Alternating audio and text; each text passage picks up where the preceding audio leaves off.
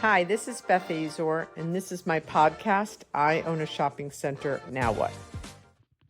So I was on a coaching call this morning, and my client asked me an interesting question, which I want to discuss on today's call. So he said, it seems like you are always very tough and strong. Are you ever more lenient? And I explained to him, yes, I am more lenient when I have a property that has, or like a subject space that doesn't have a lot of demand on it. And it's very important for the owners of the shopping centers to understand which of the spaces have demand and which of the spaces do not have a demand. And I have plenty of examples on this. Years ago, I was hired by someone to help with asset management and leasing and strategy. And they had a very large retail project with second floor office, retail, apartments. It was a big town center type project.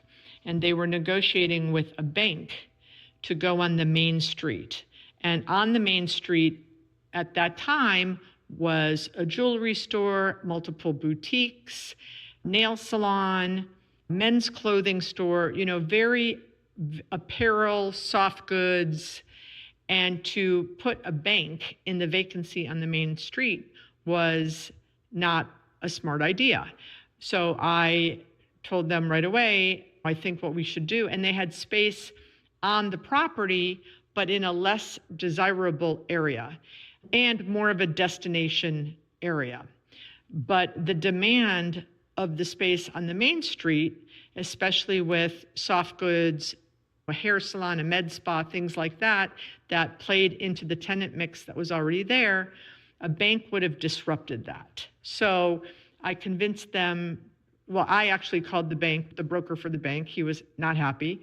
And I said, look, today's your lucky day. I'm involved and I'm going to help get this deal done, but we have to move locations. Like, you can't go on Main Street. And he wasn't happy, but they understood. And we ended up making the deal actually at a much higher rent because the client really didn't have a handle on the rents. And we put them in the back of the plaza, in the back of the town center. It still had frontage on one of the side roads, but it was a much better location, even for parking, than it would have been if they went on the main street. And understanding demand. Another consulting assignment I had recently was I had another 2-story retail center, and on the first floor, the retail was full. And this particular client had a few shopping centers, and they all had second floor office space. So in analyzing the market and his properties, all of the ground floor retail was full, and there was significant vacancy on the second floor. So once I went up to the market and surveyed the market and did 3 to 4 hours of canvassing, I found that the office market was about 40% vacant, which is significant. It might have been 50%. And understanding that that's why he had so much vacancy, but then looking, and then I also found out during those same canvassing trips that the retail in the market was about 95% occupied. So understanding that, again, supply and demand. Supply, lots of it with office. Retail, very little supply.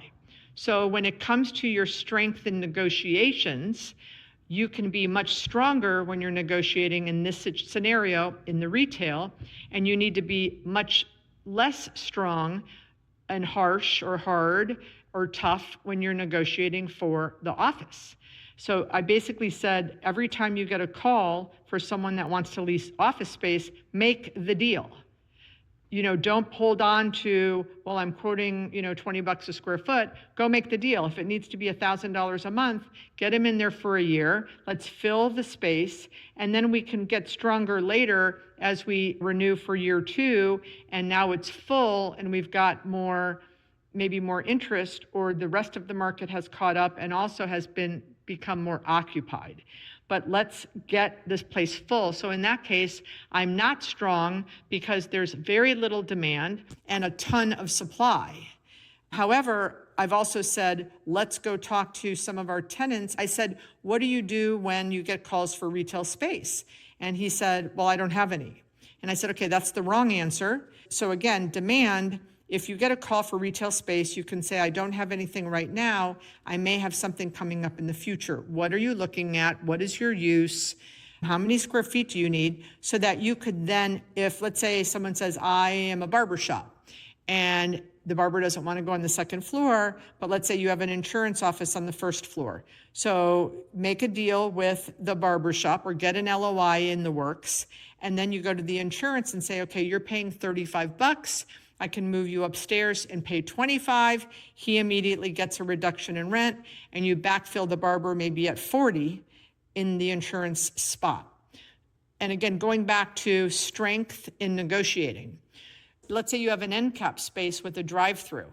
You may have 30% of vacancy in the shopping center, okay, that you're thinking, oh my gosh, I have so much vacancy. But the non-end cap with a drive-through vacant space is with zero demand or a lot less demand compared to the end cap space with the drive-through.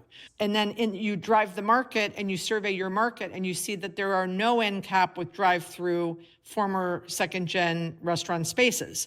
So that space is a needle in the haystack. That space, you should be very particular and have a lot of strength in your negotiations on that space. The other 30% of vacant retail, no, you can't be strong. You need to lease space. So if you need to do $20 a square foot instead of the $35 you're asking for the end cap with the drive-throughs, they're two completely different spaces, right? You might have an elbow space that's 4,000 square feet with 25 feet of frontage. And you haven't had anyone in the space for 2 years. That space, you have zero demand, you can have zero strength. So strength has a lot to do with demand or interest on the space. And sometimes I see clients of mine that are confusing the property as a whole. They're thinking, well, I have so much vacancy, I have to drop my rents, or I have to give in on sales reporting, or I have to give in on grace periods, or I have to give in on annual increases, or I have to give in on personal guarantees. And that might be true for 4 of the 5 spaces, but that's not true on the space that it has infrastructure characteristics that make it a needle in the haystack. So I hope this helped. Take a look at your shopping center. Feel free to send me your site plan. If you are confused, I'm happy to jump on a call or look at your site plan and give you feedback. The other thing that came up on this call today was my client is considering selling, maybe in 2026. And he has a restaurant tenant that is a month-to-month tenant. And I said to him, and they don't have a phenomenal relationship. So my 2 pieces of advice to him was, you need to get a better relationship with this tenant in the event that you are thinking you might want to sell the asset, because you do need to get this tenant on a lease. Otherwise, when you sell the asset, a month-to-month tenant, no buyer will give you any credit for that income. So go tell your property manager to go make nice to this tenant, start to get in his good graces, and figure out a way to get him on a 3-year lease so that you're preparing for the end of 2026 when you want to put the deal on the market. So I hope these ideas were helpful today. I hope you all had a great Thanksgiving last week, and we'll talk next week. If any of you are listening to this and are going to be at the ICSC in New York City next week, I will be there, and I would love to say hi. Let me know that you're a listener of the podcast and would love to connect in real life. Take care. Hey, listeners of I Own a Shopping Center, Now What? We have done some research, and we have found out that 92% of the listeners are men in the ages of 50 to 70.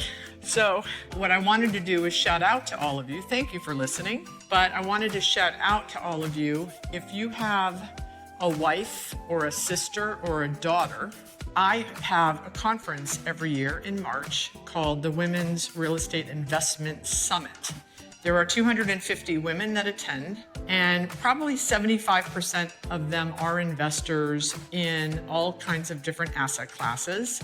We've had women that are fix and flippers, women that have invested in storage, hospitality, student housing, of course, retail, and you name it, senior living, multiple different asset classes, car wash funds.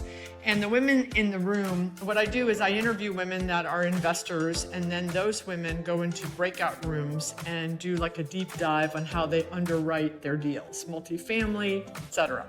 And a lot of the women in the room have started investing with each other, which is great, which is helping my goal and mission of getting more women to invest in commercial real estate. But if you have a wife, a daughter, a sister, a mother, that maybe you want them to learn a little bit more about the industry, or maybe they're running your properties with you, have them come. It's March 4th through the 6th. We opened registration last week.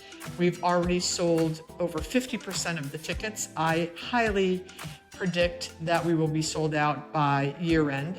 Maybe this would be a great holiday present for the woman in your life. So think about it. You can find out all of the information on bethazor.com. Just scroll down to the summit and you can read all about it there. It is life-changing for the women who attend. At least that's what all the testimonials tell me. And this will be our 6th year. So we've really honed it in and figured it out. So would love to see the ladies in your lives come and meet me and talk about real estate investing. Ciao.